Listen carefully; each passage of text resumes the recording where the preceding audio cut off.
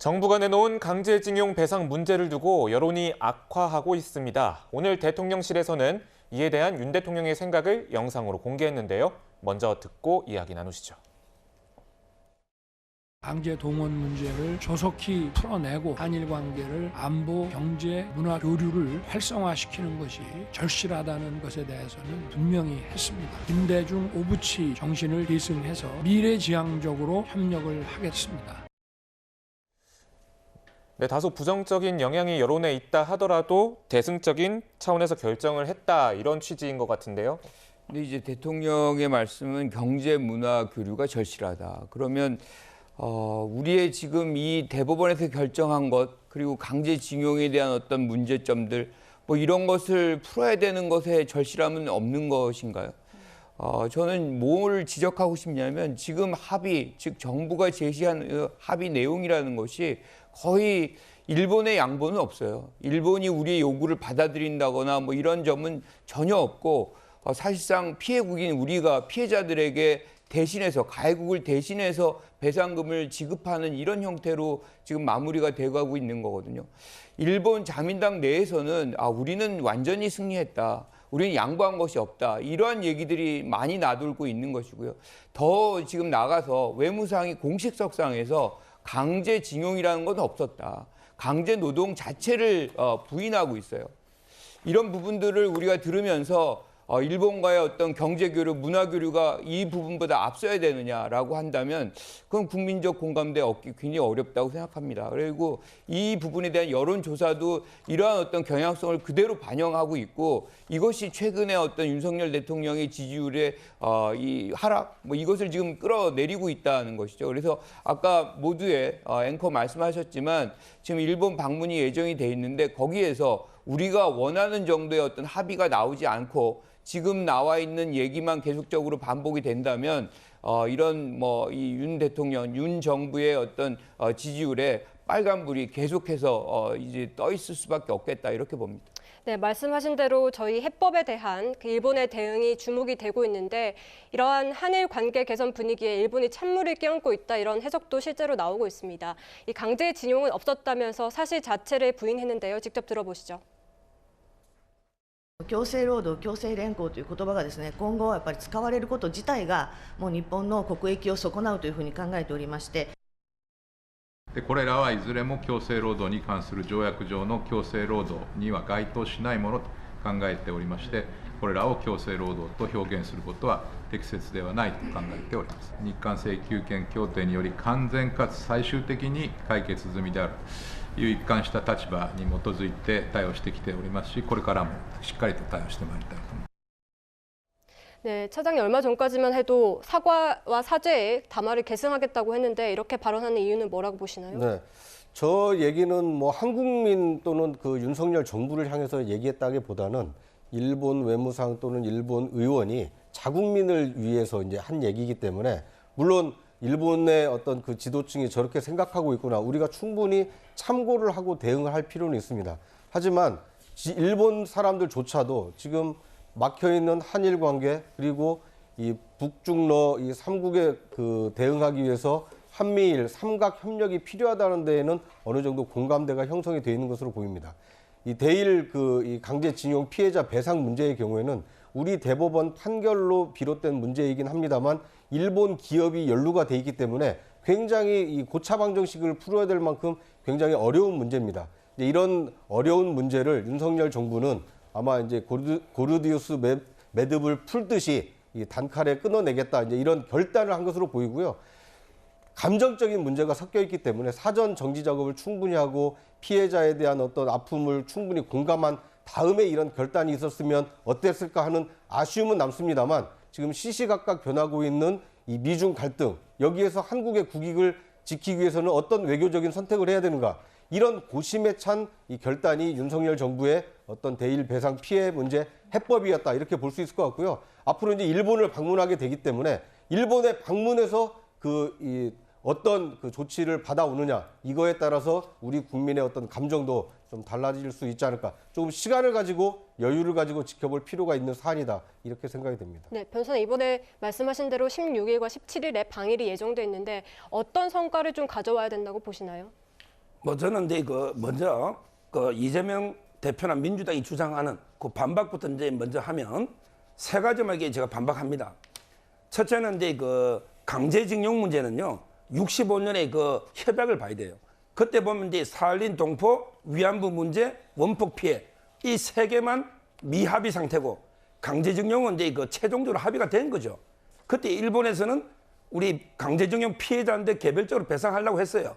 근데 국가가 우리한테 대신 돈을 주라. 그러면 이게 우리가 대신 변제할게. 이래서 이게 우리가 일본한테 돈을 무상유상 받았지 않습니까? 이 말은 이게 이번에 아무 관계없이 국가가 굴욕적으로 배상하는 게 아니고 옛날에 일본한테 대신 돈을 받았기 때문에 변제하는 게 정당한 거예요. 이게 두 번째 제가 말씀드리는 게 노무현 정부 때 그 방침 아닙니까? 노무현 정부 때 그때 이해찬 총리, 그다음에 문재인 그때 아마 수석도 위원회에 참석했을 겁니다. 민간. 그때 일본한테 직접 강제징용 요구가 불가능하니 우리 정부가 6,500억을 배상했지 않습니까? 그럼 이게 노무현 대통령이 완전히 뭐 친일 대통령입니까? 그거 아니잖아요. 이걸 제가 두 번째 말씀드리고 마지막으로 이게 세 번째요. 이번에 대법원 판결 언급하잖아요. 근데 대법관이 그때 주심 대법관이 뭐랬냐? 뭐 독립운동하고 건국하는 심정은 없었다 했어요. 그 독립과 건국은 우리한테 해당되지. 이게 국제적인 보편 규범에 맞습니까? 국제 조약이나 국제법의 원칙에 따라 판결해야지. 독립운동한다고 판결하면 그럼 이게 일본에서는 그 한국 대법원 판결이니까 야 우리 존중해야 된다. 이렇게 일본이 나오겠습니까? 국제관계라는 게 그런 거 아닙니까? 우리나라 대법원은 우리나라에서 최고법원이지 일본 최고법원의 판결을 우리가 무조건 따라야 되는 건 아니거든요. 따라서는 이번에 그 윤석열 대통령의 해법은요. 결국 이제 그 노무현 대통령의 해법과 똑같은 거예요. 우리 국가가 배상하는 이거는 지극히 저는 국제법 원칙에 합치된다. 이렇게 보이고 제가 이제 좀 아쉬운 거는 일본의 태도죠. 이 정도로 이게 우리가 진짜 이게 우리가 성의를 보였으면 일본도 이게 같은 태도로 나와야 되는데 뭐 이게 강제징용이 없었다든지 이런 이게 일본의 태도는 비판받아 마땅하지만 저는 윤석열 대통령의 해법 자체는 아주 이게 그 국제 보편 규범에 맞는 해석이다 이래 봅니다. 네, 지금 현재 양쪽에서 경론이 좀 벌어지고 있는 만큼 상당히 여론에서도 이 해법에 대해서 상당히 민감하게 반응을 하고 있는 것 같습니다. 윤석열 대통령 지지율을 좀 추이를 한번 보시면 전주에 비해서 2%포인트 하락을 했습니다. 좀 더 구체적으로 이것이 왜 영향이 있을까를 좀 살펴본다면 긍정평가에서는 노조 대응이 17% 정도로 가장 높게 이유가 나온 반면에 부정 이슈에서는 일본 관계, 강제동원 배상 문제 뭐 이런 부분이 가장 높게 원인으로 제공이 됐고요. 그리고 일제강점기 강제징용 해법과 관련해서 어떻게 생각하느냐라는 여론에 대해서 찬성보다 반대 여론이 더 많았습니다. 소장님, 이런 여론을 고려해봤을 때 이번 일본에 가서 정상회담을 하는 성과가 상당히 중요해질 것으로 보이는데 어떻게 보시는지요? 가장 중요한 겁니다. 지금 해법이 국민들의 공감을 얻지 못하고 있다는 지표가 지금 보여주고 있는 거거든요. 그런데 저는 뭐 지금 서정욱 변호사가 변호사이시잖아요. 대법원 판결을 부정하는 겁니까? 그럼 법치주의가 아닌 거죠. 자, 일본의 협력이 우리가 안보 때문에 필요하다 뭐 이런 얘기들이 많이 있잖아요. 우리가 어떻게 보면 안보 위협의 최전선에 있는 겁니다. 북한, 중국, 일본보다 앞에 있잖아요. 그러면 사실상 어떻게 보면 일본이 우리한테 더 많은 협조를 해야 됩니다. 우리가 범퍼 역할을 하는 거예요. 그런데 지금 하는 행태를 보면 사실상 계속해서 양보를 이끌어 내리려는 그런 의도만 계속 확인이 되고 있거든요. 지소미아를 다시 복원해라. 그리고 2018년에 있었던 초계기에 대해서 레이더 우리가 이제 작동시킨 것에 대해서 사과하라.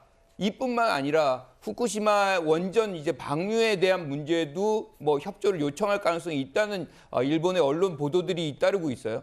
지금까지 묶어놨던 그런 어떤 일본의 요구들을 지금 이 장면에서 다시 다 이끌어내고 있으면서 우리한테 양보를 요구하고 있는 장면이 나올 개연성도 있습니다. 그래서 저는 이번 방일 과정 속에서 이런 문제들을 완전히 일소하고 우리의 주장들이 반영이 되는 어떤 안을 가져오지 못한다면 이 여론 더 악화될 가능성이 높다 이렇게 봅니다. 제가 이게 대법원 판결을 부정한 건 아니고요. 네. 두 가지를 말한 게 첫째는 이제 그때 대법관이 건국하는 심정으로 독립운동하는 심정을 썼다 했거든요. 저는 이제 대법관이라면 법과 원칙, 국제 규범이 있잖아요. 이게 법에 따라 냉정하게 판결해야지 왜 건국 독립운동하는 심정으로 썼느냐. 이걸 제가 지적했던 거고 그다음에 두 번째 국제법과 국내법의 관계예요. 예를 들어 이게 대법원이 우리나라에서 최고 법원이지만 그러면 이게 역으로 일본 최고 법원이 말도 안 되는 판결 내려가 우리 기업한테 배상해라. 이러면 이게 우리가 일본 최고 법원의 판결을 우리가 따라야 될 이유는 없잖아요. 이거는 이게 역으로 역지사지에 보면 한국 대법원의 판결이 일본이 따르는 건 아니란 말이에요. 나라 간에는 이게 국제법적인 원칙이 있다. 이걸 제가 말씀드린 거예요. 자, 네, 알겠습니다. 이런 과정에서 이제 정상회담에서 16, 17일 1박 2일 동안 일본 방문해서 어떤 성과를 가지고 오는 것이냐라는 관측들이 여러 가지 제기가 되고 있는데 네. 주정 시장님 어떤 성과를 좀 예측을 하시는지요? 글쎄요, 뭐 이제 조심스럽긴 합니다만 이제 일본의 성의 있는 조치가 있기를 이렇게 국민 한 사람으로서 기대를 하고요. 가장 가시적인 조치는 이제 아베 총리 시절에 이 3대 이 그 부품 소재에 대한 어떤 수출, 그 대한 수출 금지 조치를 이제 해제하는 방안도 있을 것 같고요.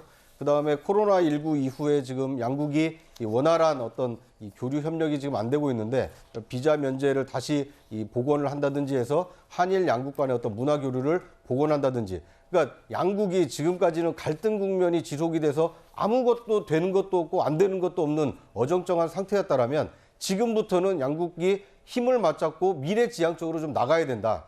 그러니까 이런 문제는 한일 과거사의 발목이 잡혀 있다라면 현재 처해 있는 문제와 미래를 풀어나가기가 굉장히 어려운 문제입니다. 지금 우리 그 정부가 처해 있는 현실은 일본과의 문제만 있는 것이 아니라 미국 그리고 좀 더 나아가면 북중러대 한미일이라는 굉장히 지구 전체적인 문제와 맞닿아 있습니다. 미국의 경우에는 과거 태평양 전략에서 인도까지 포함하는 인도 태평양 전략으로 그리고 인도 태평양 전략의 일환으로 한국과 일본이 그 남중국해의 어떤 항행의 자유를 보장하는데 어느 정도 역할을 해달라 이런 주문을 하고 있는 것이거든요. 거기에 중국과 대만 갈등이 있는 것이고요. 또 우리로 따지면 남북 갈등도 지금 굉장히 고도화되고 있지 않습니까? 우리 혼자 힘으로 우리의 국익을 지키고 우리의 안보를 지키기가 어렵기 때문에 일본, 이웃 국가 중에서 우리와 가장 가치를, 인권의 가치를 존중하고 자유의 가치를 존중하는 일본과 협력하고 미국과 손을 잡아서 우리의 가치를 훼손하려고 하는 세력을 막아내고 우리의 국익을 지키자. 이런 큰 차원에서 이런 과거사 문제를 털고 이제 미래지향적으로 가자. 이제 이런 그 뜻이 담겨 있기 때문에 이번 윤석열 대통령의 일본 방문을 통해서 가시적인 성과뿐만 아니라 가치를 복원하고 안보 사슬을 튼튼히 하는 이런 이 성과가 있었으면 하는 바람입니다. 네, 윤석열 대통령이 이런 여론 부담에도 불구하고 모든 책임은 내게 있다면서 경제적 효과에 대한 자신감을 보였다 이런 분석도 나오고 있습니다. 이런 와중에 여야는 외통위 회의 날짜를 두고 기싸움을 벌이고 있는데요. 무슨 내용인지 함께 들어보시죠. 민주당의 의도는 뻔하다. 직후에 있을 윤석열 대통령 방일 일정에 어깃장을 놓고 망치려 하는 것이다. 윤석열 대통령의 방일에 방해가 될 수 있다는 정말 말 같지 않은 명분으로 상임위마저 보이콧하고 있습니다. 네, 그러니까 민주당은 예정대로 13일에 외통위를 열어야 한다는 입장이고 국민의힘은 방일 이후에 열어야 된다 이런 입장인데 이런 갑론을박에 대해서 어떻게 보시나요? 사실 13일에 예정대로 열기로 약속을 했었기 때문에 원칙대로 하는 것이 맞다고 봐야 될 것 같습니다. 일단 13일에 열지 않고 그리고 양금더 할머니를 참고인으로 지금 채택하는 것까지 모두 다 국민의힘에서는 거부하고 있는데요. 아무래도 16, 17이 예정돼 있는 윤석열 대통령의 어떤 방일 성과에 찬물을 끼얹지 않을까라는 걱정 때문인 것으로 보입니다. 그러나 저는 일단 우리 국회마저도 이렇게 일본에게 굽히는 모습을 보여주는 거는 옳지 않다고 생각을 하고요. 이미 일본 내부에서는 강제징용 자체가 없었다. 이런 사실이 없었다라는 말까지 나오고 있습니다. 그것 자체는 우리 정부가 지금 보여주고 있는 대법원의 판결마저도 이제 무시하고 피해자에게 어떻게 보면 협상을 강요하고 있는 이런 태도 때문에 결국에는 일본에서는 자신들의 목소리 내는 것 주저하지 않고 있는 것 같습니다. 외교라는 것이 100대 0으로 우리가 무조건 원하는 바를 얻을 수 없는 그런 장임은 다 알고 있습니다. 그래도 적어도 우리가 하나를 양보하면 하나 정도는 상대국으로부터 받아야 되는 것도 그것도 외교의 원칙입니다. 그러나 우리가 무엇을 위해서 이렇게 자발적으로 모든 것을 양보하고 있는지 국민 여러분들께서 납득하시기 어려울 것 같고요. 지금 윤석열 정부에서 내세우고 있는 한일 관계를 정상화하는 여러 가지 목적들, 그런 목적들에 동의한다라고 하더라도 아무리 목적이 정당하더라도 수단이 불법하거나 부정하다면 그것 자체가 정당하게 인정되기가 어렵습니다. 일본에서 우리나라의 대법원 판결을 무시하는 것, 그럴 수 있다고 인정할 수 있지만 적어도 우리나라 정부와 대통령이 대법원 판결의 취지를 정리 정면으로 반하는 이런 그 협정안을 제시하는 것 자체는 법치주의를 부르짖었던 이 윤석열 정부가 과연 맞는 일인지 좀 되묻고 싶지 않을 수 없고요. 그리고 이제 일본의 그 전범 기업이라고 알려져 있는 미쓰비시가 2015년도에는 미국에게 사과했고 그리고 16년도에는 중국에게 배상안을 실제로 냈던 적이 있습니다. 그러나 왜 꼭 한국에 대해서만은 강제징용 자체가 없었다라고 이야기하는지 국민들은 이 정부를 향해 묻고 싶은 심정입니다. 네.